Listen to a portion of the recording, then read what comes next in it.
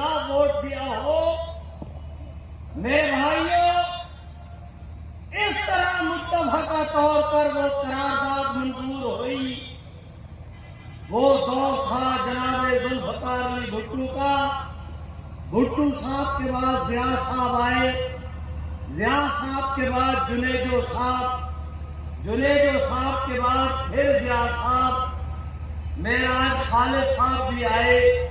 मेरे भाइयों, मोहतरमा भी आई, मोहतरम भी आए, बार बार आते रहे, इनकी बारियां बदलती रही। आगे चलकर जतोई साहब भी आए, कमारी साहब भी आए, मुईन कुरैशी साहब भी आए। मेरे भाइयों, मैं गुजारिश कर वकार मलिक के एक हाई कोर्ट के, सुप्रीम कोर्ट के रिटायर्ड जज वो भी आए। मेरे भाइयों, कल की बात है।